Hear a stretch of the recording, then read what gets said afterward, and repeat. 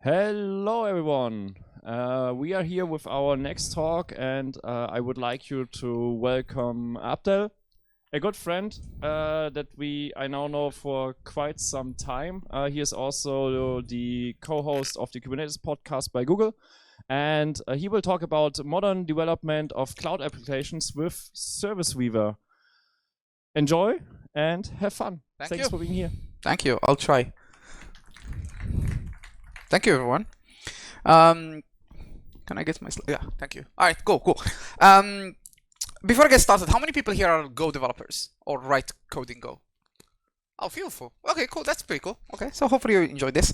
That's because Service Weaver is a Go framework, right? So if you've never really, even if you're not a Go developer and you don't write code in Go, if you're familiar with, there is a framework that Microsoft released a few years ago called Dapper, D-A-P-R. I think some of you heard of it, maybe one person. Okay, it's kind of the same concept. Anyway, so my name is Abdel. I'm a developer advocate based in Stockholm, Sweden. I basically work mostly on containers and Kubernetes stuff. That's why I host the Kubernetes podcast, and I also do Go. Right? I'm an old school developer. I came from the Java and Bash world, arguably one of the best programming languages in the world, Bash. And then I kind of like graduated toward Go, and I'm in the process of learning Rust. And I got interested in this project when we open sourced it last year or 2 years ago, because it's actually pretty cool. So I'll show you something. So okay, microservices are popular. You know, there is a lot of things that people use for doing microservices. I'm not gonna bore you with these details. The main problem that are associated with microservices is that there is no one knows how to do them, right? Like no one really there is no such a thing as a guide for the perfect way of doing microservices. It's actually so bad that the community, or us, the tech people, invented a new word, which I just discovered this week.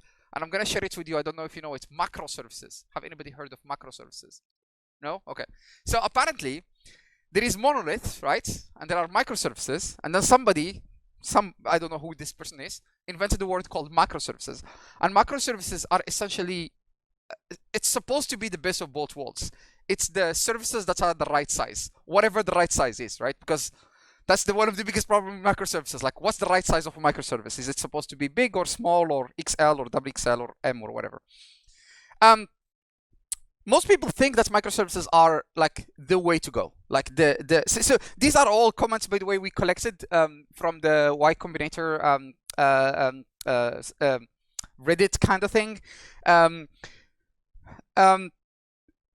lot of people think that they're doing microservices the wrong way, in the sense that they don't know how to draw the boundaries, like where exactly does one service stops and another service starts, right? Most people think that microservices are essentially just anti-monoliths, right? That's kind of seems to be the case. And most people think that microservices are okay, but the problem is people. The problem is that the people that implement microservices don't know what they're doing, and they are the one that cause all the problems, right? And then it seems like a lot of people actually don't know if they are doing microservices or monolith applications or a combination of both, right? These are just comments we like collected. So one of the biggest problems with microservices is that there is this, like, I call this the FANG effect. FANG starts for like Facebook, Apple, Google, like all the big companies, right? And the FANG effect essentially is when any of these big companies publish an article where they say, we went from this architecture to this architecture and it helped us solve 99% of our problems, the entire tech industry just follows them, right? Because everybody thinks that they are Google. Everybody thinks that they are writing a service that is used by 1 billion users. And everybody thinks that whatever Google publishes is the right way to go. And that's actually that's actually really bad. That's like the wrong type of influence. We don't want people to be doing that. We want people to be able to do the thing that makes sense for their application.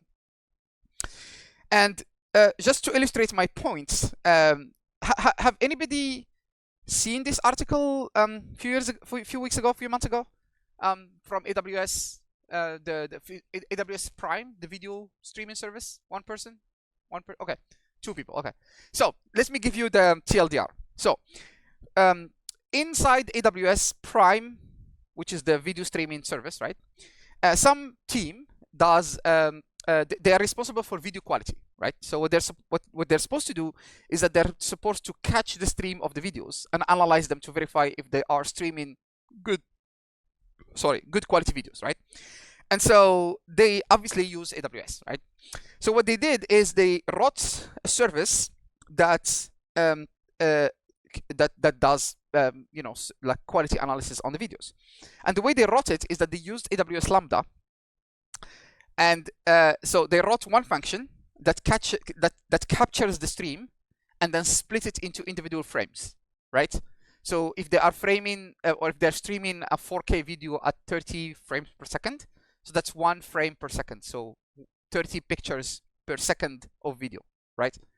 So again, let's reiterate. You know how AWS Lambda works, right? It's a function, and then each time you trigger a function, you pay for it.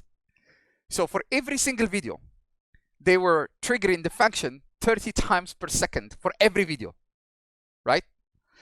So they wrote 2 functions. It's like one function that basically captures the videos, splits it into the individual frames, and another function that does the actual quality analysis, right? And so they wrote this application this way, and then they realized, well, it doesn't scale, it costs too much, all that stuff. So they just fall back into using ECS, Elastic Container Services, the container tool from AWS, right? Which essentially is a monolith application. So they took these 2 functions, they just smooched them together, wrote one single application that does both the frame splitting and the analysis. And then they wrote this article, which says, by moving from microservices to monolith, we saved 90% of the cost. And a lot of people were like, yes, of course. Like, what the fuck, Like, of course, from moving from individually triggered functions to a single application with a single process, you're gonna save costs, right? So this is just to illustrate the point of why microservices are very hard. Because when you start doing things, especially if you're writing a new application, if you really don't know what you are doing, you might do what AWS did, right? Or what these people at AWS did. You might go with one architecture and then you realize later it doesn't work, and then you switch back to monoliths, and then you save on costs, and you're like, oh, monoliths is better than microservices. So the reason why this is a problem is because there is basically no official guidance for how to do microservices. Like there is nothing, there's like no such a thing. Like there are articles, and I hate to break this to you, like 99% of tech publications are opinions. Like people just publish their opinions. That like no one knows what the fuck they're doing. Like people publish the stuff that they think are the right way to do things. And actually it's even worse than that, because I started blogging a few years ago and I was using Medium, and I realized that like on Medium there are actually people that publishes articles that are how does Uber connect drivers to users. And these people don't work for Uber. They just like speculate how Uber works. And it's just like, it's so bad. It's really bad. So there is no official guideline. That's the problem. Microservices are not neither good, neither bad. It's about a trade-off, right? What do you want to trade off? Do you trade off the ease of deployment versus the ease of maintenance? Do you trade off the ease of scaling versus the ease of not scaling? Does your application actually need scaling? If your application is used by 2 users, you probably don't care. And on top of all of this, the fact that we are in the cloud environment or in the cloud first world, essentially, it makes things even worse, because things are complicated. Cloud is complicated. People have to learn a lot of things. Is anybody here a full stack developer? Well, I hate to break it to you, you are not. And there is no such thing as full stack developers. People don't, like, you either know front end, you know back end, or you know databases. You cannot know all of them, right? Let's just make it this way. I'm not shitting on you. The point I'm trying to make here is that, like, you cannot be good at everything. You have to be good at one thing, and you have to be okay at other stuff, right? Or you can just be like me, and usually what I tell my manager is that I am mediocre at everything. So I try to be okay at some stuff. So what we did is we basically looked at all these problems, and we came up with an idea of how can we make microservices development easy for people. And so the way we could do it, or one way we could do it, is if we could write a modular binary. A modular binary, essentially, it's a single binary, but in it, we can split code in a logical way into modules. And then those modules can be together as a monolith application, or they can be split into microservices later. The idea of Service Weaver is to delay this decision of doing microservices and monoliths as far as possible. If you are starting to write your code today, you don't have to worry too much today about whether you want to do microservices or monoliths. You can delay that decision later. So how does it work? So Service Weaver basically works on 4 different fronts. Development. So how do you organize your code? How do you connect the modules together? How do you deploy the application itself? You can deploy it as a single binary, you can deploy it as multiple binaries, or you can deploy it as containers into Kubernetes. Performance, I'm going to show you a little bit some benchmarks later. And then we built into it metrics, login, tracing, etc., etc. So for development, we basically use in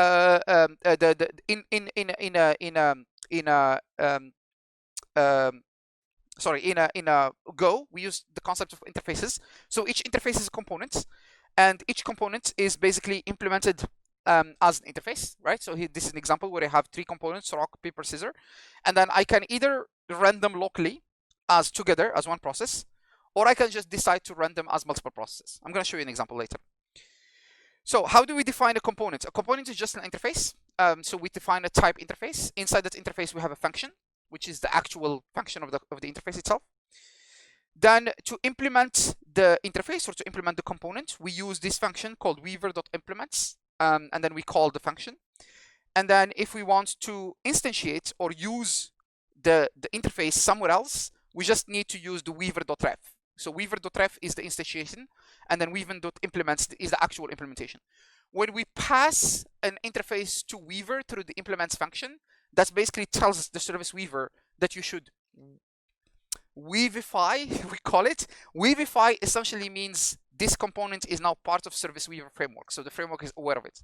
So that later on, if we need to split this up, to give you a very concrete example, if we want to take this cache component and run it as its own individual microservice, then Weaver will implement the underlying gRPC code for it. So it will generate all the gRPC, all the protos, all that stuff. So you don't have to worry too much about it.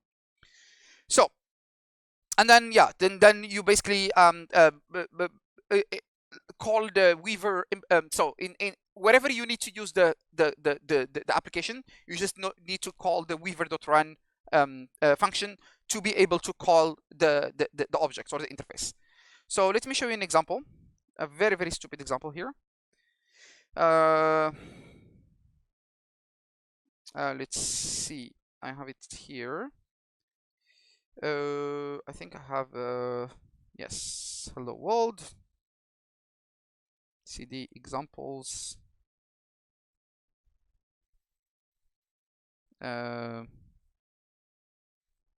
And then I think I have an example inside the whole hello world. Give me 1 second. Yeah.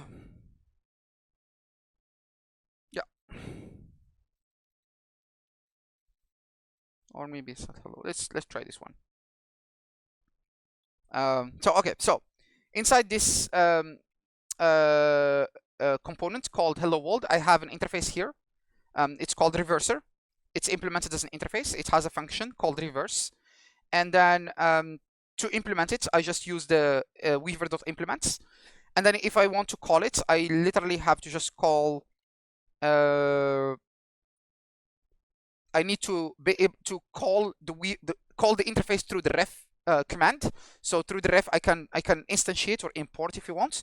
And then what I have to do is I just call the app.reverser.get, and .get will call the function for me. .reverse, that's the actual function inside the interface. Sorry, app.reverser.get will get the interface, and then reverse is the actual function. If I go back here, inside the reverser function, I have an inside the reverser interface, I have a function called reverse, and this is how I call it. So reference it and then call it this way. So let's go here, do this. So basically I just need to do a go/run, and I think hold on a second, I haven't tried this for a while. Let's see. Yeah, that should be, and then I should be able to just do a curl on this here.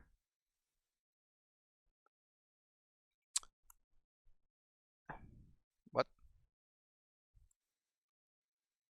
Okay, that doesn't work. Why? Okay. Different port. 41399. 41393. What? Okay, didn't work for some reason. Okay, I don't know why. Maybe I can call it this way. Let's see. No. Slash. Come on. Slash hello. Yeah. Okay. So yeah, you can probably see it here. It's very small. Sorry about that. Yeah. So the function has an endpoint called hello, and because in the application itself, what I did is I try to get whatever message is passed, and if it's not passed, I just default to hello to world, and it just reverse world for me, right?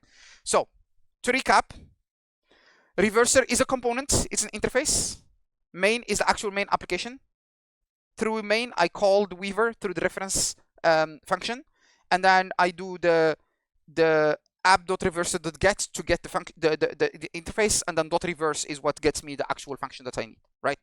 So pretty straightforward, right? I can show you another example actually. Give me a second. Let's see. Close all of this, and let's see. I think I have a thing here called examples chat. Let's see if chat works. I think chat should work, right? Or no, is it chat that I want to show? Or hello world? Let's see. Yeah, okay. I'm gonna, okay. So if you want to, so if without doing anything, like without, you don't have to have this weaver.toml file. This is just a configuration file that allows you to configure extra parameters of Weaver itself. The most basic example is this one that I showed earlier, where I just have, okay, I have a service Weaver, and basically I say I have single binary, and the binary is just called hello world. So this is like the most basic example. I'll show what that TOML file means. So releasing, I can release my function as a single binary. This is essentially what I just showed, single application, single binary. Or I can deploy it into multiple binaries or multiple components or multiple applications. So in order to do the multiple deployments, I need the TOML file. And in the TOML file, I can specify if I want to deploy locally, if I want to do a deployment to multiple machines. You can actually put your public SSH keys into the file and then decide if you want to deploy the application or the components to multiple virtual machines or physical servers. Or I can deploy to Kubernetes, right? And it will generate all the Kubernetes code for me. So this is an example. The first example is a single binary. The second example is SSH. And the third example is using Kubernetes. This is a particular example which uses GKE, which is our version of Kubernetes, Google Kubernetes Engine, but it just works with like regular Kubernetes. And then to deploy, it's essentially as simple as Weaver multi-deploy. So go/run will run a single process. Weaver multi-deploy will run a multi-process, SSH or GKE or Kubernetes. And so that's the example I wanted to show next. So I showed the hello world example, so I'm going to show this one actually, which is the one inside the hello example. Yes, so this is an example where if I just do a go/run, like I did earlier, it will just release a single binary called hello. But one problem here you might notice is that it defaults to like a random port. If you don't want to do that, you can do Weaver single deploy, and then I need a config file. How do I specify the config file? Weaver.toml. So if I run weaver.single deploy and then I specify the file, then it will read from the file, and in this case it will start on 1, 2, 3, 4, 5, right? So if I go back here to this endpoint somewhere, 1, 2, 3, 4, 5. Yeah, then it just works, right? Very simple. Now this is not as impressive as an example, but let's see. Actually, one thing I forgot to show, is that Weaver itself, the command line, has a built-in status So if you are debugging your application, you can do Weaver single status, and it will tell me, okay, I have one deployment, I have one application. The application has two components. There is the Weaver component, the reversal component, and then the Weaver main component. And then it's listening on one port 1, 2, 3, 4, 5. That's because Service Weaver actually was designed for backend applications, and so for backend applications you need a port. I can also do something. So if I stop this and I just replace this single with multi, what it will do essentially is, you remember in my example here, I have two components. I have the main component and the reversal component. It will basically take those two components and run them as two separate processes. It should no, okay. So of course, then I have to do multi status, and then okay. So now I have two different processes, and you can see that each process has its own PID. So now I have my main function and my reversal function running as two different processes on my laptop, and they are like talking to each other through gRPC. Again, I don't need to show the example. I don't need to show it's working, but you get the point. And then if I want to deploy to Kubernetes, then I need to just do the same thing with the Weaver function and just do Kubernetes, for example. And I'm quite sure that this will not work. Because cube, sorry. Deploy weaver.toml. Okay, this is not gonna work for this example. I do have another example here which has the cube deployment, I think, hopefully somewhere. Let's see. Not the chat function. Which one? Oh, damn, I forgot. Not the hello world, not the reverser one. Let's see. The reverser one has the cube one. No, it doesn't. Okay, doesn't. Basically, the point I'm trying to make is we have a subfunction called cube, and you can just run the cube command with the Weaver command line, and it will either deploy or generate just the Kubernetes files for you. So if you don't want to worry too much about YAML and writing Kubernetes files, it will generate those for you. So that's for deployments. Again, TLDR, you create an interface, you implement the interface through the implement command, you reference it through the ref command, and then you call it through the get command. As simple as that, right? Deployments, you can deploy as a single, you can deploy as multiple, you can deploy as a Kubernetes or to GKE directly. If you are deploying to Kubernetes, you can actually specify directly some very specific Kubernetes stuff. So if you are familiar with the concept of Kubernetes for requests and limits, when you're deploying an application to Kubernetes, you can decide how much requests you want, how much resources you want to assign to your application in terms of CPU and memory. So then you can specify that directly into the cube.yaml file. So new file, and then you deploy, you specify how you want your application to be deployed. If there is anything that Kubernetes requires, you can specify directly inside the cube file. And then it comes with built-in telemetry. So it has built-in Prometheus, built-in Jaeger, and through Prometheus, you can just plug in Grafana and get telemetry out of the box. And then it also has like built-in support for like CI/CD systems like Argo and Jenkins and all this stuff. So we talked about the deployments. How do you run the?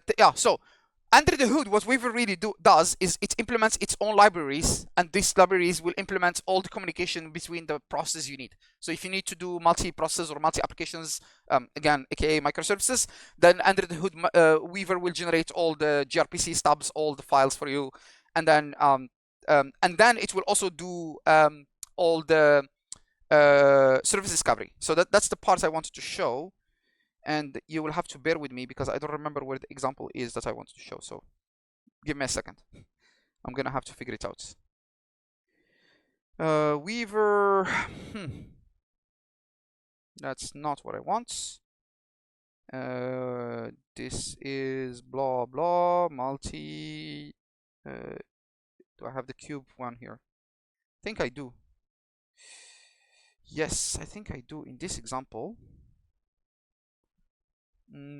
The problem is I don't remember where is the cube file itself.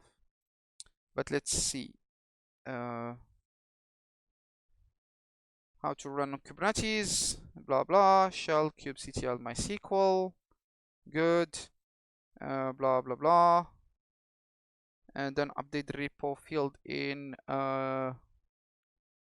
yeah, here I have it here. Sorry about that. Yeah, okay. So this is an example of how do we do it in Kubernetes, right? So if I go inside this folder, okay, so let me show you what this example does. So I'm gonna open the main function here, which is I think the server.go. Yes, so I have my main function inside the server.go file. So basically this is implementing the main function, and then inside of it I have 4 different components. I have a component called store, scalar, cache, and chat, and each of those are its own file, right? So each of them is an interface, which is implemented through the interface type in Go, and then inside of it I have so this is the interface itself called SQL store, and then you have the functions, whatever that interface needs to do, and then the server.go is the file that just group all these things together. So I just call the SQL store, the image scalar, and the local cache through the ref command. I implement the main function through the weaver.implements command. And then I have my weaver.toml here, which specify if I want to run it as a single binary, it will compile all of this is single binary called chat. But if I want to run it as multiple binaries, it will listen on port 9000. It doesn't matter. But what's important here is this file here called kubedeploy. So in the kubedeploy file, I specify the Weaver file I need. I specify the repository. So that's essentially where do you want to push the images, because it will also build the images for you, by the way. Thank you. And then it specify what is the actual listener. So which component of all these components is going to be the public one. So if I go here and I do weaver kube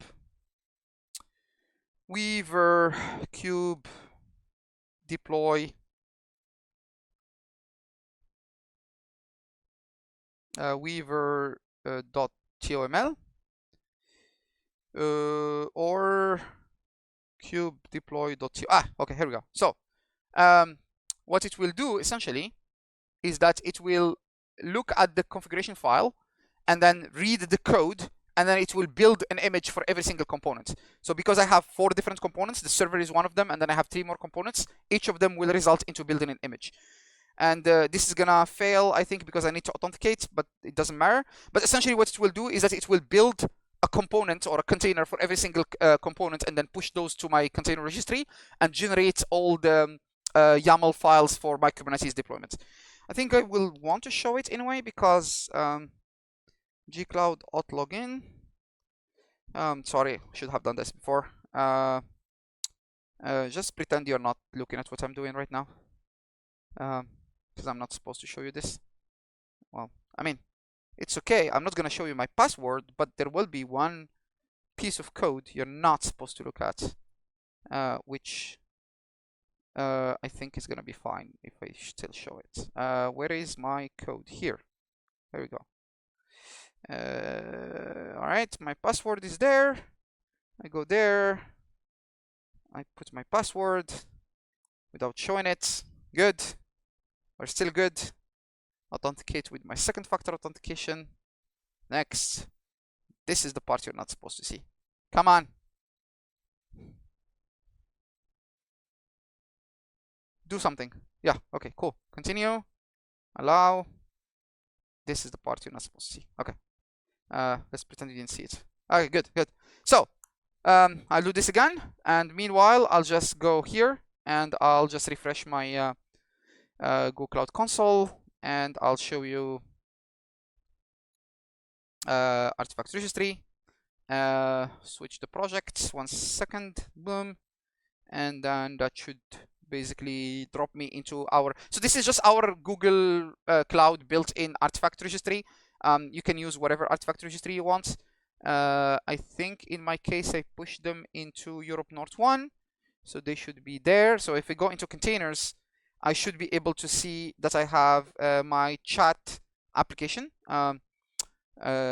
which is a single container, but I can also build this as multiple containers, right? So if I delete this one more time and just do that, then it should just build the container and then push it into my container registry. I don't need to show you more details. I think it's I think the idea is pretty clear, right? Like just generate YAML files, generate the components. And then if I look into this file here, this is the most important one. This is essentially my YAML file. So it generated also the YAML file for me for the Kubernetes deployment, right? Again, I didn't write any Docker files, right? I didn't write any YAML files. I didn't do all of that BS. I just wrote code, ran Weaver, generated all the images for me, and that did all the magic behind the scene for me. So I don't have to worry too much about it. So yeah, that's it. That's basically the TLDR of what Service Weaver does. Let me go back to my slides. I just still want to finish a few things, and I will leave some time for questions at the end. Yes, so we did some benchmarking. What we did actually is we took this application called Online Boutique. It's an app that I mean, people in my team wrote, and it's a microservices app that we initially wrote to demonstrate Istio service mesh, but then we basically use it for all sorts of things. It's written in multiple programming languages. Some of them are Go, some of them are other stuff. So what we did is we took it and we rewrote the whole application in Go using Service Weaver, and this is what the results of the benchmark was. So from just a pure lines of code perspective, with the Service Weaver, we have way less code. We literally have 0 config code, and then we have about 1,000 lines of code less than the actual old application. And then on the so the reason why there is less code is because there is no service discovery. So the application itself, because of the Service Weaver, the service discovery is built in. So all the code which is service discovery and trying to figure out where the other microservices are is gone. And then on the performance, you can see that it's actually performing way better than how it used to be. Yeah, you have some built-in telemetry. So I told you about this. Yeah, you have a logger, of course, that's the default logger in Go. You have a built-in open telemetry. You can just basically call the open telemetry agent or the open telemetry library, and then we will expose those for you. I did already a demo. So yeah, so essentially the TLDR is Service Weaver will allow you to write applications as modular binaries. Each binary is an interface, or each component is an interface. Implement them, do all the service discovery, deploy them as single binary, deploy them as multiple binary, yeah, then you don't have to do service discovery. You don't have to write code for containers, for YAMLs, for Kubernetes, for all that stuff. This is what we're working on. We are working on multi-language support. We want to extend Service Weaver beyond Go. And the language we're looking at right now is Rust. That's because I like Rust, and because why not, right? Doing some better performance improvements. We're like working on some extra, just like tweaking for the underlying performance itself. And of course, because everybody is doing GenAI, we're doing also some GenAI stuff. And yeah, that's it. That's all I have. I hope this was useful. I know I've been all over the place. If you have any feedback, scan this QR code and send it to us. And that's the email, and that's the website, serviceweaver.dev. If you want to try it out. And yeah, that's it. Thank you very much. I hope this was useful. Thank you. How much time do I have? 5 minutes? Yeah, okay. We currently don't have any questions. Any questions from the audience? Either this was useful or no one understood what the fuck I was talking about for the last 35 minutes. So, did anybody learn anything new today from this? Oh, cool. Most of you. Good. Okay. Yeah. Thanks, Abdel. No worries. Thank you very much. Thanks for the demos. And we are looking forward to dig into this. Thank you. Thank you very much.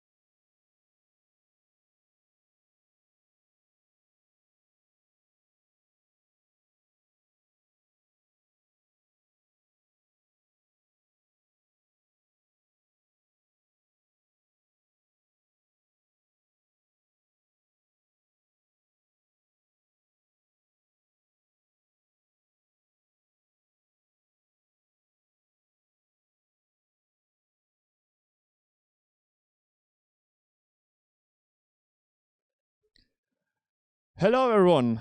We are here for our next talk by Alfonso. Happy to have you here, and he will show us how you can create videos with React. And I know that I used to write some React code, but not for videos at all. So let's see how creating videos with React works.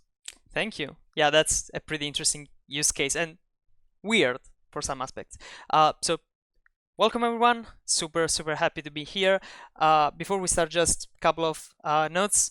I'm Alfonso. I'm a senior developer at Nearform from Italy, and that's my first time here in Lithuania, so super excited to be here. In case you are interested in the slides, you can find the QR code here, but I will share that on Dropbox as well. First things first, who is angry? No one is angry? I'm the only Italian here? Okay, no worries. So I'm hungry, so we will keep this session short and sweet, and yeah, let's get started. First of all, yeah, this is more or less what everyone thinks, right? The first time, videos with React. Is anyone familiar with JavaScript in general? Oh, wow. You have to hate yourself, but just kidding. Okay, who is familiar with React? Not just JavaScript. Oh, a lot of people. Beautiful. So you use React for writing web applications, I don't know, mobile applications in case you use React Native, but videos? Does that make sense? Is something? Well, actually, there are some really cool use cases that we will look into it. And bear with me, because at the end of this session, you will learn just the basics of how to create videos programmatically using React. So we build React components, and the output is a video, an MP4 file or whatever file that we can, I don't know, upload on YouTube, social media, whatever we think, whatever we want. So first question you have to answer. So what is a video? Any idea what is a video? How it is structured? Nothing? Images. Beautiful. So a video, we can see a video as a sequence of images over time.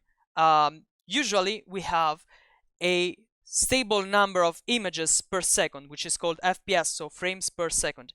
And in case one image is slightly different from the other image and then from the image after that, then we have the we can see the movement right in the video. And then of course we have audio tracks. Now my question for you is, do we know how to create an image actually on the viewport on the browser with React? Yeah, for sure. We can put text, we can put images, we can render whatever we want with React. Is that right? What happens if we create multiple images with React that are slightly different? We have a video. And so this is the intuition behind today's talk. So we use React to mount all the components in our viewport, of course bundled with Webpack, and then we use Puppeteer. Has anyone used Puppeteer before? Oh, okay. Couple of hands. Okay. So we use actually Puppeteer to take a screenshot of the viewport for each frame, and then we use FFmpeg, which is an amazing tool. We use that tool to stitch all the frames together. We add the audio tracks as well, and then we create the video. So in input, we have just basic components, basic React components, and in output, we can build a real video. So the library that we are going to use today is Remotion, which is a pretty interesting library, which comes with a lot of useful features. First of all, we have the library itself. Then we have the Remotion player, which is a player that allows us to embed our video, our preview inside the React application, which means that I can build, for example, I don't know, a video editor online or anything else we can think of, also in real time with updates in real time. And then we have Remotion Lambda and other packages as well, which are used to render our video. So we can render our video in the cloud in seconds. Okay, sounds cool, but has anyone mounted a video before, edited a video before, like with Premiere Pro, any other tool? Okay, we know how that works, right? But why should I use React instead of using Premiere Pro or any other tool that is already there? It works most of the time. Sometimes not, but why should I use front-end components? There are a lot of advantages. So first of all, we can build components, right? So yeah, they are declarative and they are reusable. This means that I can create also a library of components. I can build templates. I can build, I don't know, presets, whatever I can think of. And that is just code. So we can see this library as video as code, more or less. Then we have versioning.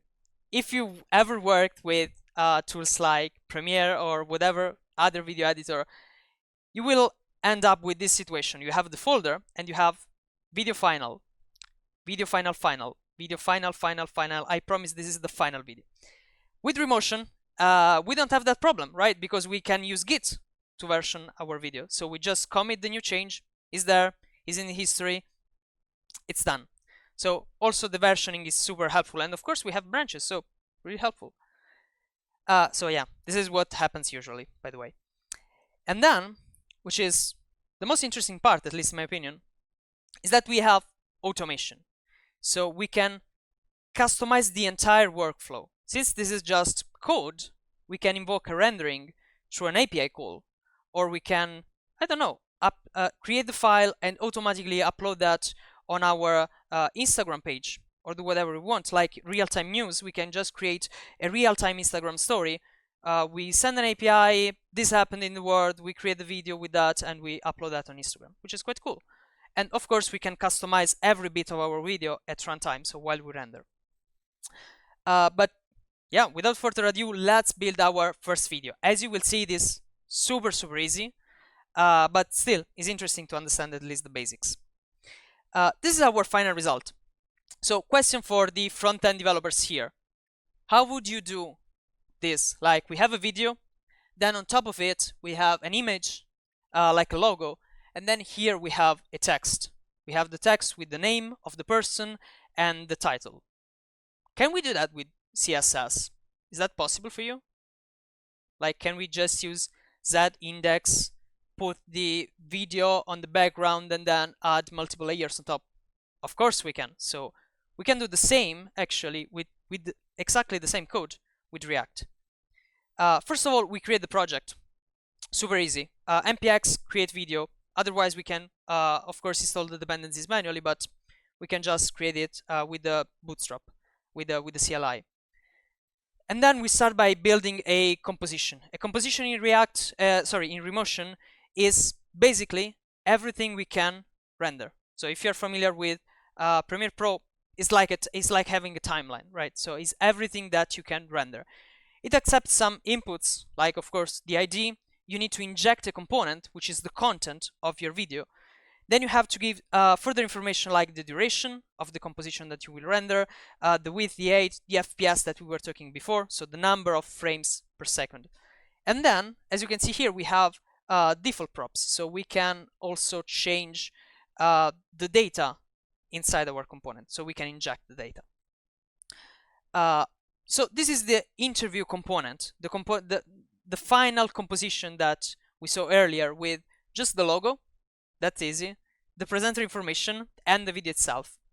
As you can see, the video itself, the video component in line 10 is imported from Remotion, which is just basically a wrapper on top of the HTML native component with some additional logic on top to manage, I don't know, loading states, errors, and so on and so forth. Then the presenter component, and this is just basically HTML and CSS, right? So we have the style, we have our div, we have the h1. You don't have to focus on every single detail, but the concept is that we can basically render in our video anything that we can render with CSS, which is really cool. And then, of course, we have the logo component. Same story of the video. We have an image component from Remotion, which is just a wrapper of the image component of HTML with just a few loading states, and we can inject the style as well. Now, once we, let's say, completed our video idea, once we have all the components in place that we need, we can then start Remotion Studio, which is such a cool tool because it allows us to, let's say, debug in a visual way the video that we created, the code that we built. So this is Remotion Studio, and inside we can have a preview of the video we just created. And we have a lot of tools as well, like the list of the compositions, the timeline to see all the sequences that we will see later on.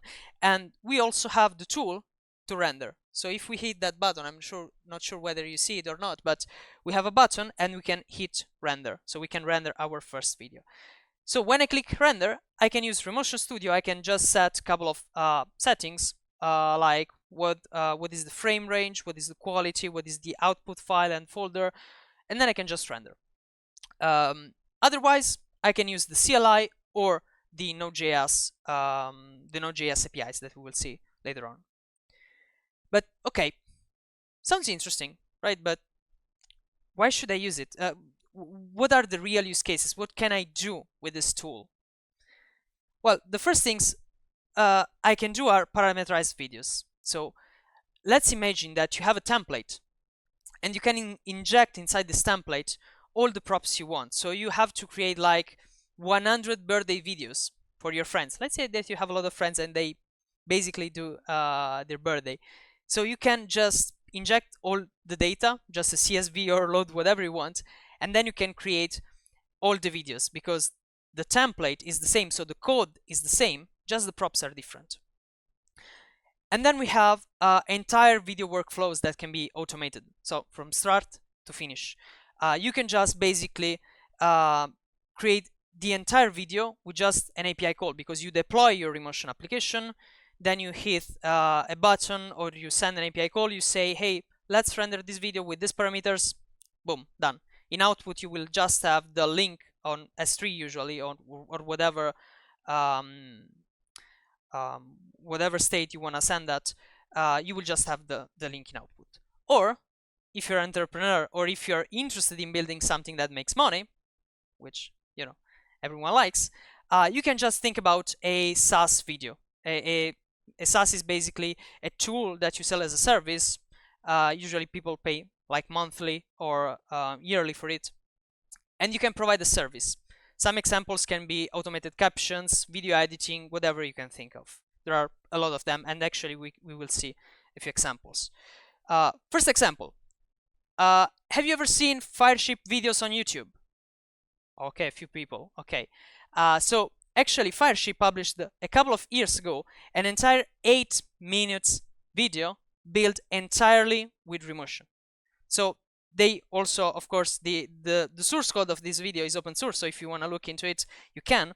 But this entire video has been made by Remotion. So 8 minutes of animations, images, in practice, anything we can think a video of.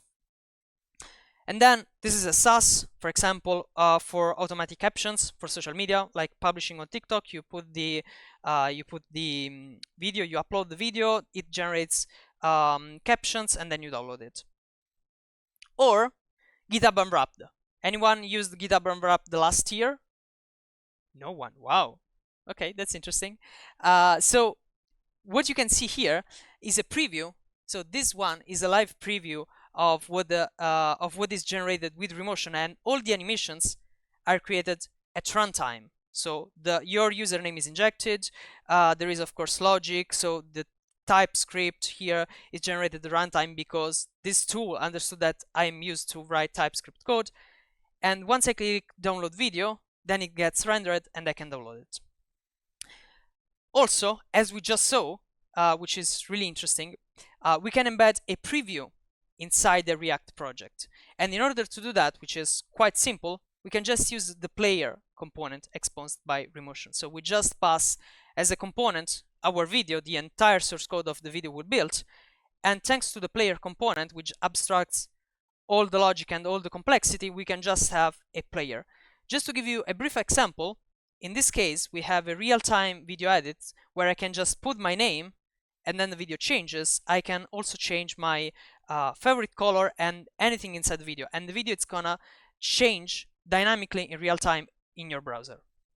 This has quite a few challenges, of course, but still, it is really performant. And then a possible software as a service. If any one of you ever used Canva to, I don't know, change images or build social media graphics, then you can do the same thanks to that preview interface. So you can just inject the preview of your video, and then you can build an edit UI on top of it. There are some basic components that are exposed by Remotion. Of course, we already saw the video, we already saw the image, but of course we have also the GIF. We can add multiple tracks as well. We have the audio, and then we have other components to manage our video, like the sequence. So for example, let's say that I want an image to appear like 5 seconds into the video. I can just say, hey, this is a sequence which contains an image, and it starts like whatever number of frames that we decide. Also, we have the series. So when you cut a video, for example, you can decide, okay, let's cut this video at this point in time, and let's add a new clip right after it, which is actually what the series does. And then we also have transitions. So like say that you want to have a blur, a fade in, a fade out. We can do that with the transitions. But now I have a question for you. Oh, what happened? Okay, so sorry. This is an example of a series. So in case we want to have multiple videos, one after the other, and this is how we see it from Remotion, actually. So we see the video, and then we see the other video. But what if I don't find the perfect component, the already built component from Remotion for my use case? We are developers, we are hackers, we like to build things. So what we can actually do, we can just use plain HTML, CSS, and JavaScript and build our own components on top of it. So we just use the basics, and then everything else we need, we can use it. There is a tiny catch, because, and we will see it later, based on how Remotion works, we need to keep in mind that everything must be in sync, which means that the project itself, the code itself, must be aware of the current frame. In order to do that, we have a hook, a really simple hook, which is use current frame, which just returns a number, which is the current frame, while we deal with animations. Because let's say that you have a CSS transition, then you cannot use the real CSS transition, you have to do it with the use current frame hook. But let's see how that works with a really simple fade-in animation. So this is our animation. As you can see here, the the name of the presenter and the title are coming after, as far as I can see, after a few seconds. So what happens here is that we have the use current frame, and we are creating a spring animation. Thanks to the spring animation, we have a value which is opacity, which at every single frame has a different value. So at frame, for example, 100, it's gonna have 1. At frame 0, it's gonna have 0, because of course we have opacity 0 initially. And then what we have to do, we just had to inject the opacity prop into the style. Of course, we can build really we can build really complex transitions and animations, but this is just the basics. So now we saw more or less how it works if we want to render a video. So we can use either the Remotion Studio or the CLI or the Node.js APIs that we will see. But my question is, okay, let's assume that I have a business, my business is working, and I have customers that wants to render 1,000 videos or 10,000 videos per day, whatever. At that point, we need a way to have rendering at scale, possibly in cloud. So actually, Remotion offers multiple ways of rendering, and we will see just a couple of them. First of all, we have Lambda. Has anyone used Lambda before? Anyone familiar with cloud computing, stuff like that? Boring stuff like that. Okay, so we can choose if we want to use Lambda or Docker. In this case, if we want to render a Lambda, it is usually faster because it is really parallelized. This means that I will spawn 100 Lambdas in order to render our video. Instead of rendering, like when you render on Adobe Premiere Pro or any other tool, you have a constraint, which is the number of CPU or GPUs in this case that can run in parallel on your computer, on your machine. Let's say it is 4, 6, 10. In case of Lambda, you can spawn hundreds of lambdas in parallel. So you can have a really high parallelization. Unfortunately, there are some limitations due to the timeout of the lambda, which is 15 minutes, or to the size of the file that can be generated. And if you decide to go with lambda, you have to know that it's not that cheap, because you are spawning hundreds of lambdas that will work for minutes and minutes. So your AWS production bin, it's going to be slightly high. But otherwise, you can use Docker. So you can actually spawn a Docker container, which is slower, because of course we don't have like 100 processes that are running, but depending on the instance that we are using on Docker, then we can decide how many cores to allocate. And of course, usually it is cheaper once we work with high volumes. Now, in terms of Lambda, in case you want to use Lambda for rendering with Remotion, you have to do a really simple setup. It is guided. There is a pretty good documentation, so it works very well. Almost like in 5 minutes, you can set it up. And we need to set up the Lambda and an S3 bucket that are created on AWS, and the Remotion project is deployed on S3 as a website. Once we start, as said before, we will trigger a Lambda that will spawn all the Lambdas. Every Lambda will like render a few frames of our video that then the initial Lambda will stitch all together and upload the final video on S3. So this is how it works, more or less. We can get all the functions. Once we have the functions that we deployed, right, then we can just call the function render media lambda, which takes the function name, the composition, and the input props. So nothing more, is super easy to use. And once we have that, we get in output a render ID, and of course the bucket name that we will push our files to. But in terms of render ID, once we have that render ID, we can also have a while loop, and we can look into the rendering process. So we can see whether our rendering is at 1%, 5%, 10%, and once it is completed, we can also close the process. All right, using Docker is pretty easy as well. So we just start from a node base, node image. We install all the dependencies, we do everything we need, and then we just run the render MJS. So everything we are seeing here is from the Remotion documentation, in case you want to look at it.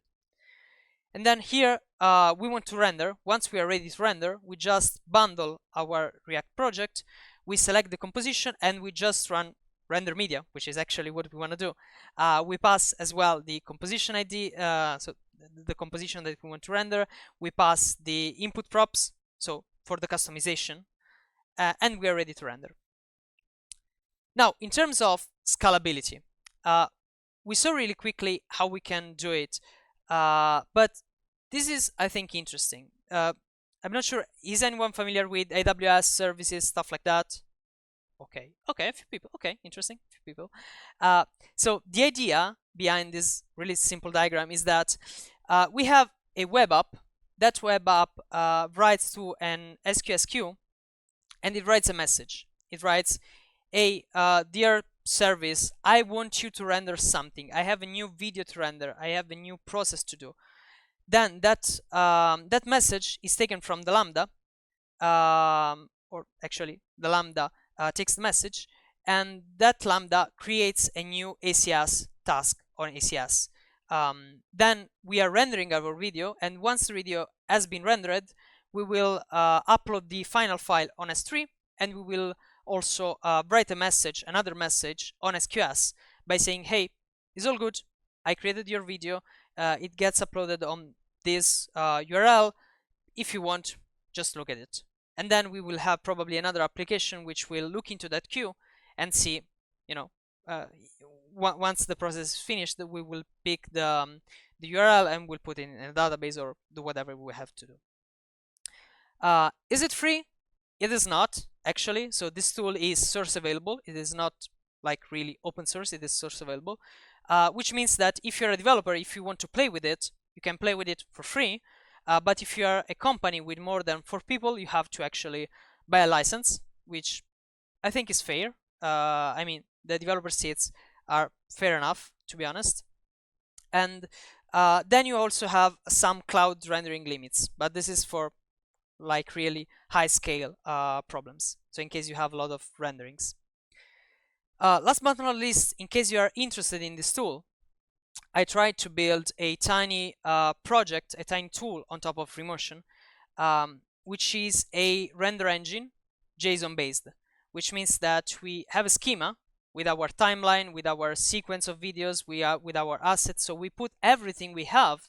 Actually, we build our video as a JSON, and then this tool takes the JSON, ingest it, just manipulate this JSON, and then create the actual video. If you want to look at the GitHub repo, here I should have the QR code. I'm not sure whether it works or not because I'm slightly unlucky with QR codes, but still. So the intuition is that what we have on Premiere Pro or any other tool, we can have like the same. So we can have the concept of a timeline, we can have multiple tracks, we can have multiple assets, we can even inject our custom components inside this JSON file. Just to give you an example, this is a really simple video. I'm sure you will not read it that well because it is really, the font size is really small, but the idea is that we can compress an entire video content just with JSON, just with JavaScript objects. And then how it works is that inside we have this tiny render engine. In this case, this is an example component from the video track, and we can create a sequence. We can loop through all the assets, and based on the type of asset, we can render that asset. So we can render videos, text, images, even dynamic components by passing props and the dynamic component name. And yeah, this was everything for today's session. Thanks a lot for your attention. Thank you very much. Let's see if we have questions. Oh, I'm slow. I was unprepared. I'm so sorry. We don't have questions. All good. Any questions from the audience? If not, then thank you very much, Alfonso. And we will move over to the lunch break soonish, right? And yeah, enjoy lunch. Thanks, everyone.